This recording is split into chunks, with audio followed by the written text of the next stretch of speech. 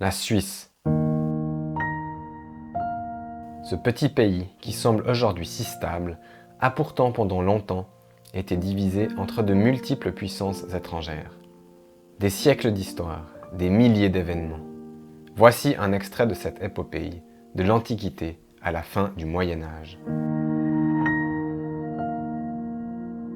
Dès le IIIe siècle, l'Empire romain est à la peine et voit l'arrivée de nombreux peuples germaniques.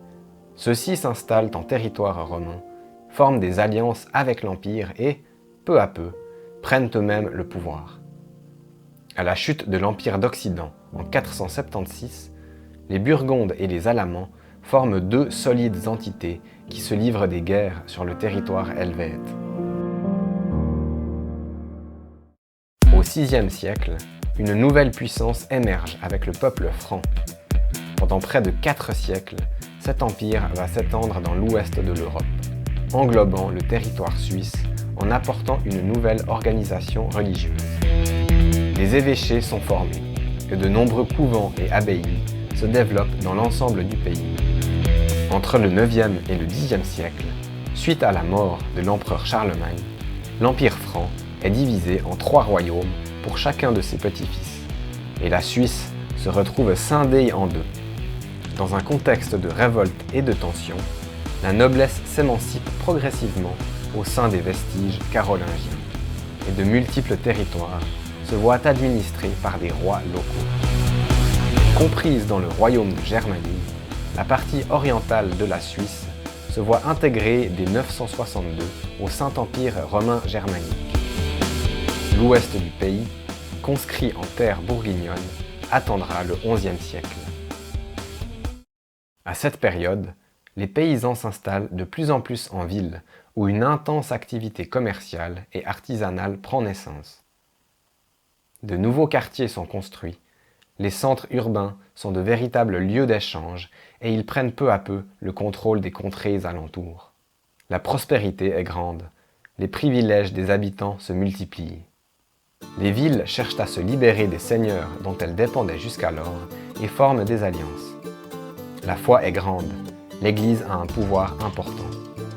Dans les campagnes, les terres sont cultivées par des serfs ou des paysans libres. C'est leur travail qui fournit le revenu des nobles et des seigneurs au pouvoir. Au début du XIIIe siècle, un grand bouleversement intervient, l'ouverture du passage du Gothard. Jusqu'alors, il n'existait pas de liaison directe entre le nord et le sud.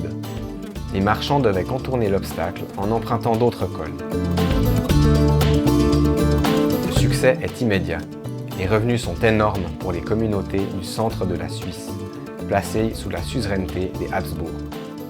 Certaines d'entre elles reçoivent l'immédiateté impériale, ce qui signifie qu'elles dépendent directement de l'empereur et ne doivent plus de compte à un autre suzerain. Les Habsbourg ne voient pas d'un bon œil la mainmise du Saint-Empire sur le Gothard. En 1273, tout bascule lorsque Rodolphe de Habsbourg est élu roi de Germanie, titre accordant l'autorité sur l'Empire dans l'attente du sacre impérial par le pape. Le col passe sous le contrôle des Habsbourg. L'ennemi devient le suzerain. Les communautés scellent un premier pacte, alors que Rodolphe conquiert des terres et lève des impôts importants. Des baillis sont nommés pour administrer les terres, souvent moins respectueux que le roi lui-même. La colère monte dans les vallées.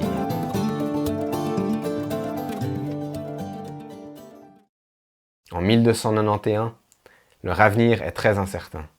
La mort de Rodolphe menace les franchises obtenues et les communautés renouvellent l'alliance de 1273.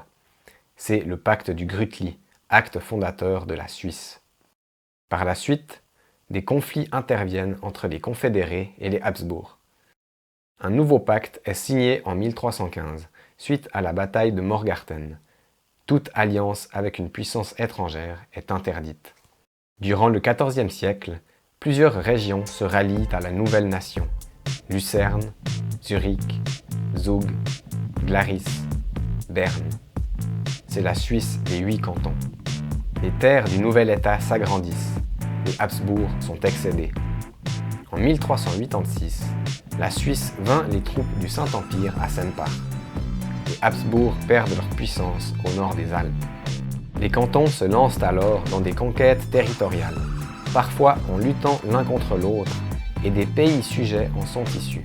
Ceux-ci sont administrés par un bailli, représentant le canton propriétaire en termes de justice et de fiscalité. Des villes, des seigneurs et des communautés cherchent la protection de la Confédération et deviennent des pays alliés. En même temps, la peste et la famine ravagent le pays. La main-d'œuvre agricole diminue, les champs sont convertis en prairies, les gens s'installent en ville où l'artisanat se développe. L'économie urbaine est prospère, des manufactures se développent, les villes se spécialisent et exportent leur production grâce aux grandes voies transalpines. Les effets de ce succès se font rapidement ressentir dans les villes. Les constructions en pierre se généralisent, l'eau potable sort des fontaines et des égouts sont aménagés. La vie semble agréable, et pourtant, le manque d'hygiène et une nourriture insuffisante noircissent ce tableau. Les épidémies entraînent des pertes humaines et financières. Certains seigneurs sont contraints à vendre leurs biens. Au XVe siècle, la Bourgogne menace l'essor de la Suisse. Les cantons souverains s'en méfient et, après plusieurs batailles mémorables, éradiquent le danger. Des déséquilibres sont pointés du doigt entre les zones confédérées urbaines et rurales, et c'est donc dans un climat tendu que Fribourg et Soleure rejoignent la Suisse, toujours liée au Saint-Empire romain germanique. Ce dernier reçoit un nouveau monarque sur son trône, lequel souhaite instaurer une nouvelle politique et un nouvel impôt. Face au refus des Suisses, l'Empire prend les armes et enclenche la guerre de Souabe en 1499. Guerre dont la Confédération sortira vainqueur et, plus que tout, indépendante. Attirés par la nation grandissante, 3 cantons viennent renforcer ses rangs à l'aube du XVIe siècle. La Confédération des 13 cantons est née, une instance fusionnelle qui, dans les siècles suivants, sera bien ébranlée par des pensées innovantes venues d'ailleurs.